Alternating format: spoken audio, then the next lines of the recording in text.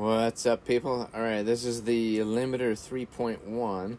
I'm super psyched to get a few of them installed and try them out. But first, I want to get this video done for you guys. So these are the changes that I made to the limiter 3 and how I did it. So starting with some freeform air epoxy putty from Reynolds Advanced Materials.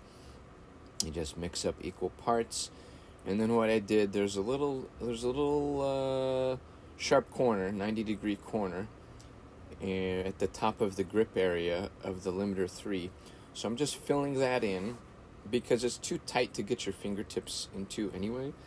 I'm filling it in so you can get a little bit of more skin contact, a greater surface area on the grip when you're using it.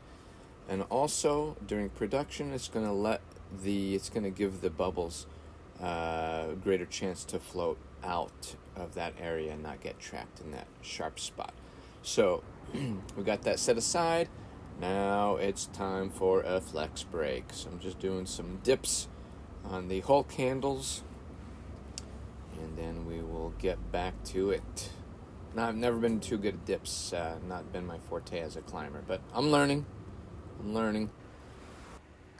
Alright, so the next change I made to the limiter 3 was to the texture. So the striated texture that I created there was kind of an experiment. I think it turned out pretty good, but I've always loved the sandstone texture, especially a nice fine grain. So what I'm doing here is I've mixed up some XTC 3D epoxy resin from Reynolds Advanced Materials. I've mixed a little bit of So Strong dye in there so that I can more easily see the parts that I've painted and the parts that I haven't. So what I'm going to do is I'm going to get a very nice fine layer on the grip on the part that I want to texture.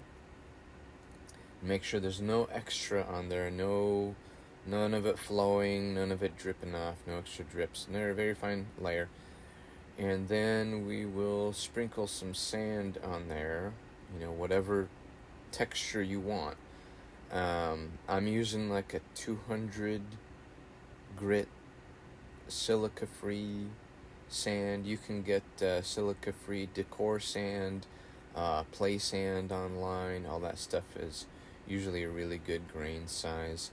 But I'm also using, they sell a glow texture, not a glow text, but a glow pigment. I think it's called Glowworm at Reynolds. It actually is a very, very, very fine, works great for texturing. So that's what I used to texture the Frankie skull, the 3.25-inch Beast Ball, and now the limiter 3.1. So you can see me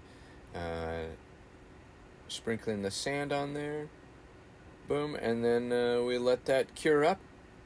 This epoxy resin cures really quickly, so you can do several layers a day. And then this is why we do it. Why do I make grips to train on? So I can train and get stronger for climbing and monkeying around with my kids, doing Ninja Warrior type stuff. Yep, so this is one of my favorite areas. This is the warm-up problem. Probably a V0 out at Oak Flat at the Davy Jones area. Alright, so once all that stuff is cured up and you've touched up the texture, right, I'll take a piece of sandpaper and touch it up, knock off any extra burrs and whatnot that you might find. Now we have to work on the screw holes. So if you have a clean master copy, you can mark the points where you want to drill. And what I found works well is you use a cheap 3/8-inch masonry bit to drill out the countersink. These days you've got countersink bits that work really well too. So if you got one like a countersink bit with a 1/8-inch center point to drill out, that'll be perfect. So you just need to mark your points, drill them to the depth that you want, and then move on to the next step. So part of what I'm doing here is now I'm cleaning out those holes with a little rolled up piece of sandpaper to make sure again that I don't have any of those 90-degree sharp edges around the countersink where the screws are going to go. That's just, it's not going to change the real quality of the grip. It's just going to assure that no bubbles get trapped in there, and it just looks better to me. And then we've got, probably can't see, there we go, 1/8 inch holes drilled in there for the mold. So we're gonna put 1/8 inch steel pins in here, and we're gonna mold it, and then we're gonna take those out, and then when we do production, we're gonna put 3/16 pins into those 1/8 inch holes.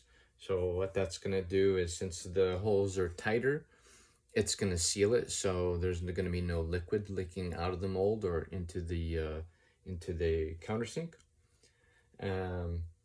So that's what we're doing there. And then the final step, what I've been doing is taking this little nice piece of sandpaper here and carefully taking off all the sharp edges around each one of the countersink holes. And the reason I'm doing that is because you gotta know the material that you're working with. So the plastic I'm working with is not thin enough to seep into those tiny, tiny little holes with regularity, right? So I have taken those down and rounded them out a little bit to give the air a greater chance to escape and to reduce the chance of bubbles in those little edges of the screw holes there. Alright, if you've got a cut vinyl sticker version of your logo, now you can just grab a heat gun or a blow dryer and heat up the spot that you want to stick it to. It's really hard to stick it to sandstone without the heat gun. So stick it on there real good. I press it on with the back of the toothbrush, let it cool off a little bit before I peel the backing off. And the next video, as you can see coming up, will be molding the unlimiter and the limiter 3.1, so stay tuned.